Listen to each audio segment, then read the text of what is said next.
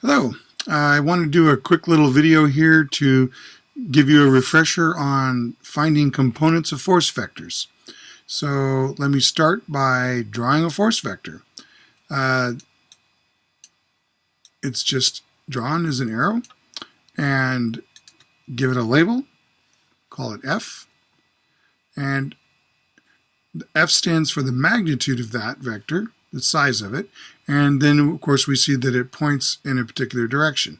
Now the reason we want to look at this is a lot of times, we have forces that aren't directed just exactly horizontally or vertically, and they point in two directions. So we want to be able to find out how much this vector points up or to the side. So I'm going to put a coordinate system on here just to act as a frame of reference, since we are talking about directions, and I'll label that the X direction and this the Y direction. Now the little hats, the little carets that are above the letters, those just denote the fact that these are vector directions, nothing special with that. And then I'll put the angle theta right there, and this shows that it is the angle between the x-axis and the force. So we can see, just by looking at it, that this vector F points up and to the right, but I can draw its component in the x direction as a vector. So the length of this arrow tells me how much that force is being exerted to the right.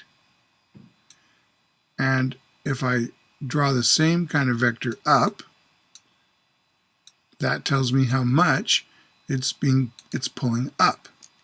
So to label that, I call this one F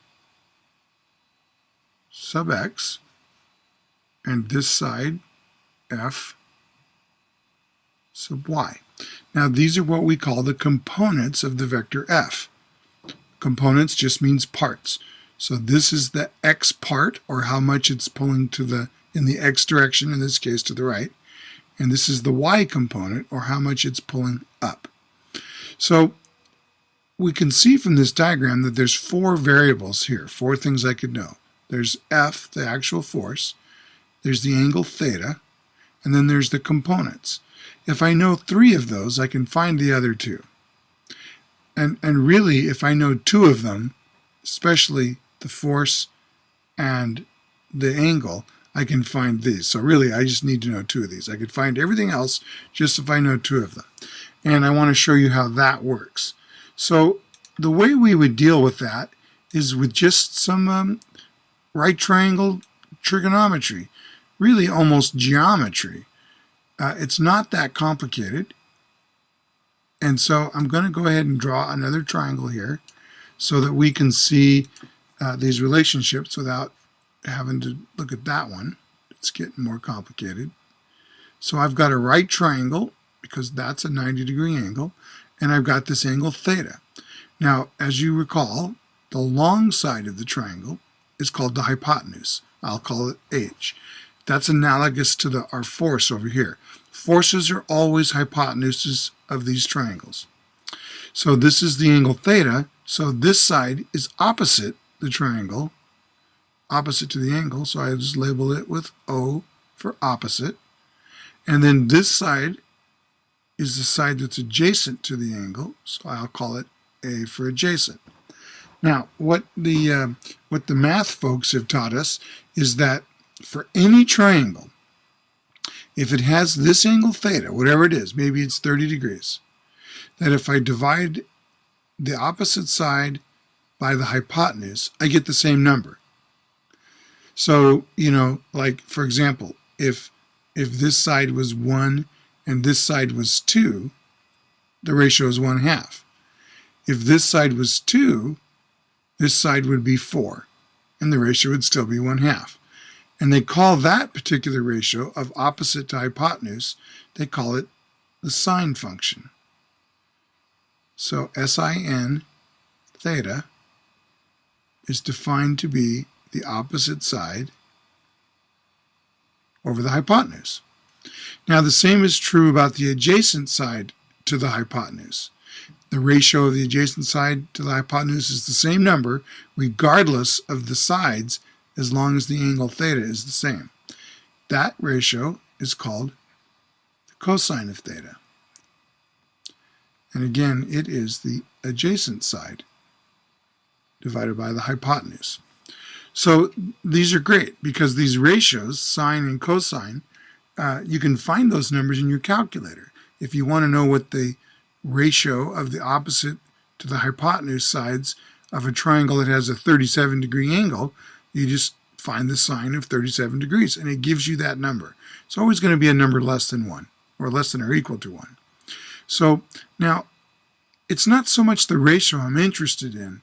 I'm often interested in finding out what this opposite side is. For example, over here, that would be F sub y. That opposite side would be how much this force is pulling up.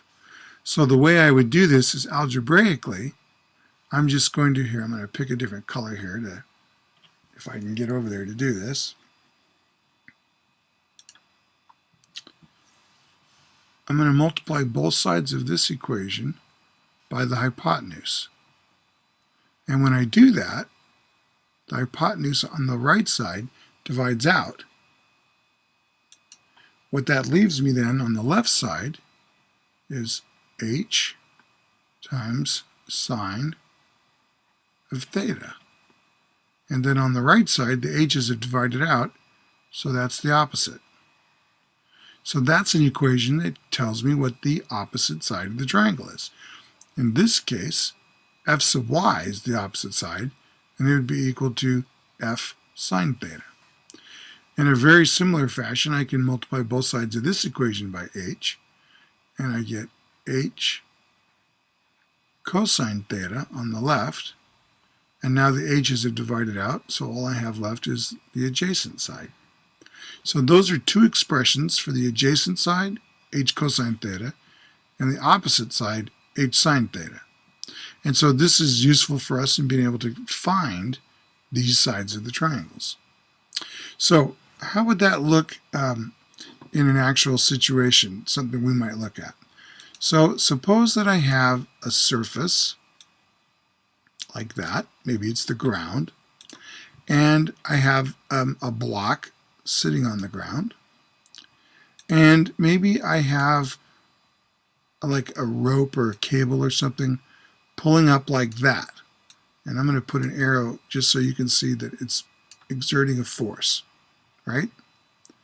So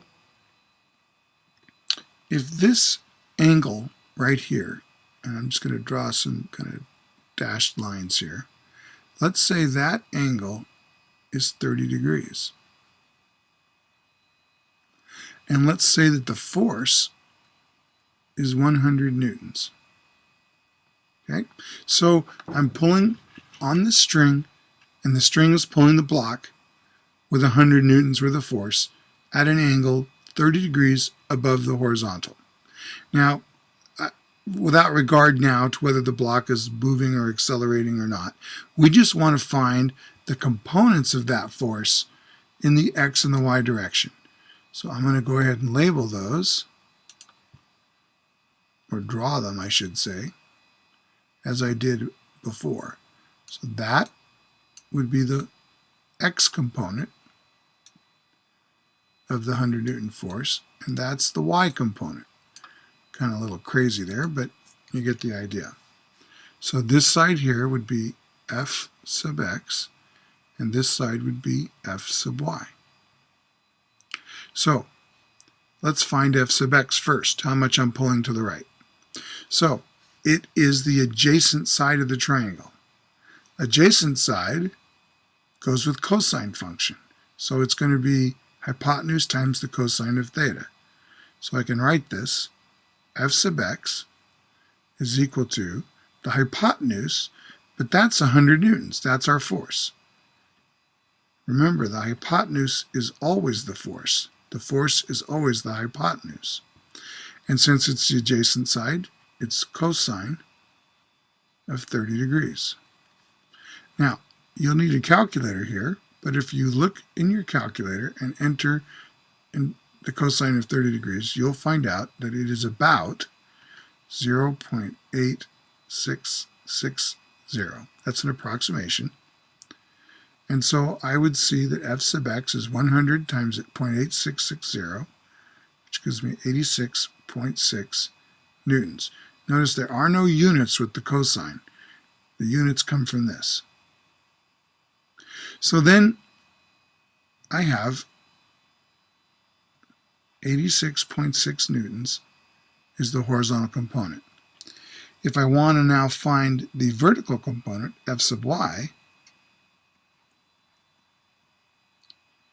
it's going to equal, since it's the opposite side, opposite goes with sine, it's the hypotenuse, again, 100 newtons, times the sine of 30 degrees.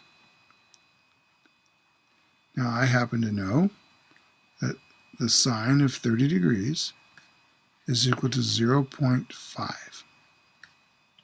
And so therefore, the y component is 100 newtons times 0.5. That gives me with 50 newtons.